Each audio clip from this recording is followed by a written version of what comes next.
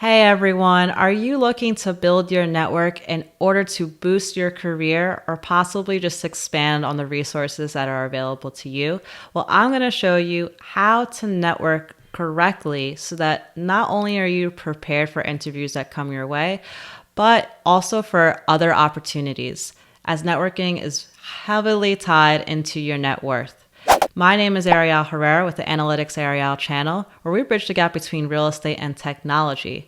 This is part of a series of how to interview to land that position, and this is the bonus interview for networking. So if you haven't already, please subscribe to this channel as well if you want to see more career tips like this content. All right, let's get started.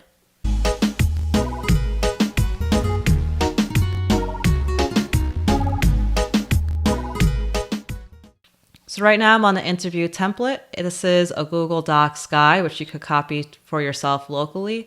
In order to prepare for an interview, we went over all the 5 steps in separate videos, which I highly suggest you check out if you haven't already.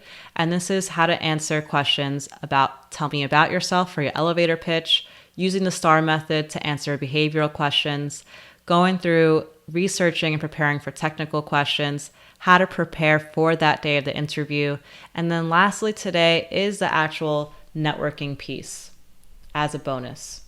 So I got this information from University of South Florida, which I'm going to show you their link. They have a really awesome consolidated page of networking tips.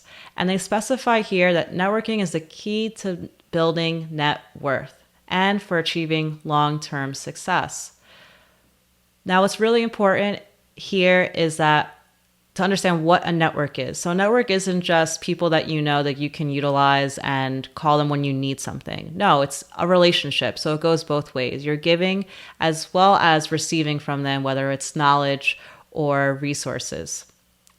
And it's really great to build your network in the industry that you're in, because these relationships build very quickly since you already have that basis of having similar values, education, as well as interests. And this will help you to not get stuck in your career or slide backwards.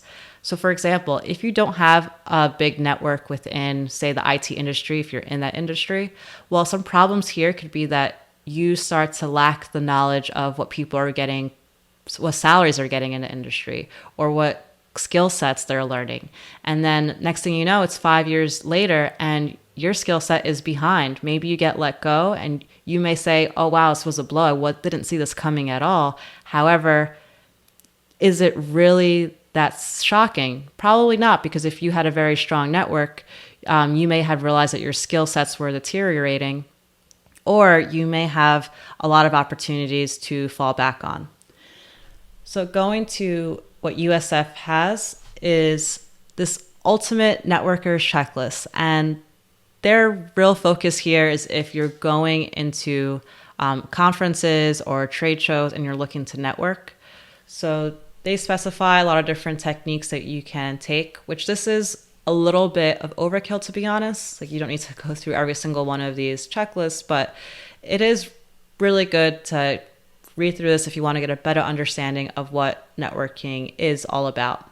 One of the number one things before you enter, say, a conference or a meetup, in this case, since we're living in a virtual world, is you do want to have your elevator pitch set as to what you're currently doing, what are your goals, and what value you can add to others. Like, why are you there, basically? And you also want to make sure that your LinkedIn profile is up to date, which I'll probably share a video later on as to how to do that. They also specify things of what you should do before the conference. You definitely want to be prepared of what people or companies that are going to be there that you expect and how you might want to speak to them. So for example, I've gone to women in tech conferences, and that's a great opportunity for women who have technical skills to network with other companies there. So it would be unwise to walk in not knowing what companies are going to be there or sample positions. It's good to have that knowledge beforehand so that you're ready to discuss in person. They also talk about things during the conference to consider, and I think a lot of this is really useful. My favorite one is actually wear comfortable shoes. And for the ladies out there, this is really crucial. You don't want to walk in. I remember at Rutgers when we were all looking for internships and the companies would come, some of us were wearing, heels, and it's very uncomfortable to do that for hours at a time. So I would say if you're not too short, wear flats instead. The elevator speech, as we already talked about, and introducing yourself in a professional and concise manner. So as long as you prepare, again, that elevator speech, it's very in line with presenting yourself in a professional manner, as well as dress professionally too. And have a firm handshake, but don't try to break the other person's hand off, which, believe me, I've had before.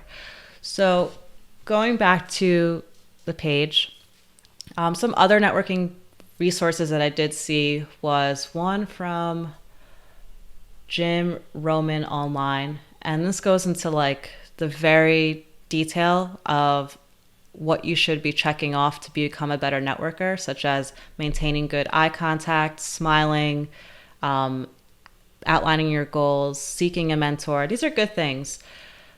It depends really at what stage in networking you are. If you've in your career for some time, you already may have a lot of this down, but it's always good to follow up on some of this.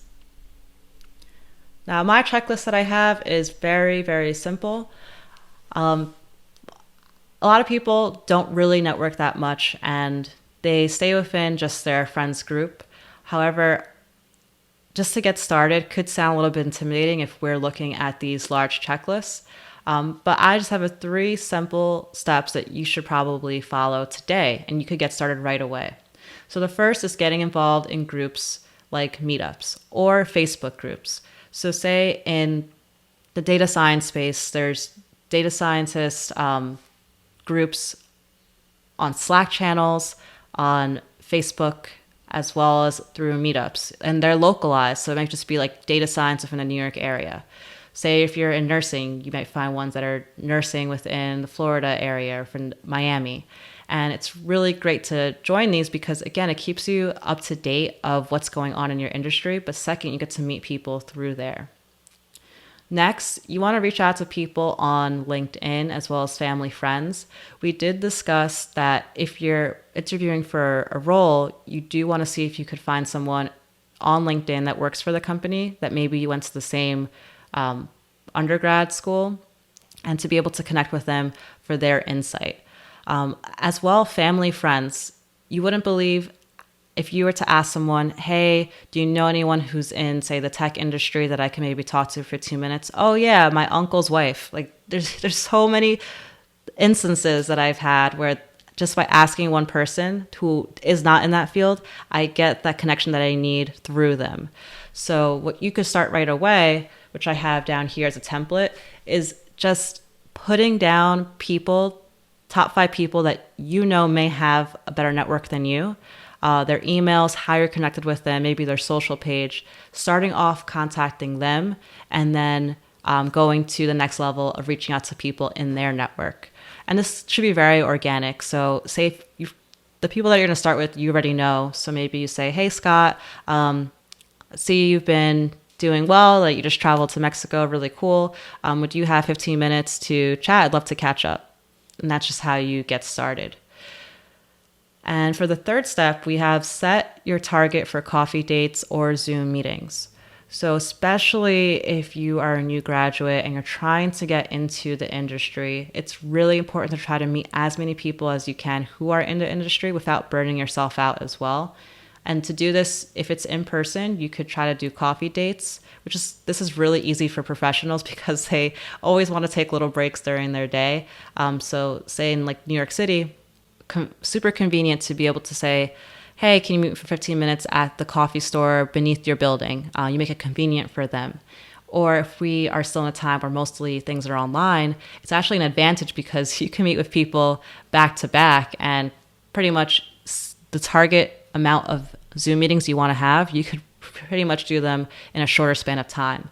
And in this, you can make it a coffee meeting and just bring your own coffee mug, tell them to bring the same, and be mindful of their time. So don't take it over 30 minutes. And have your questions. It could be written down or it could just flow, but keep it around like why they're currently in whatever position that they're in, what have they learned thus far, and any advice that they could give to you. Lastly, depending on how the conversation is going, you can ask for referrals of other people that they would suggest for you to reach out to. And this is how you slowly but surely grow your network. And in the beginning, it may be a little bit awkward, but you have to remember that just by you even trying, like pat yourself on the back. So as you continue, just like everything else in life, it gets more routine, it gets easier. And the next thing you know is you have a large network, probably people that you could also call your friends. All right, so those were my tips for networking. This was the bonus section for the 5-step series of how to effectively prep for an interview. And if you haven't already, please subscribe to this channel. Thanks so much.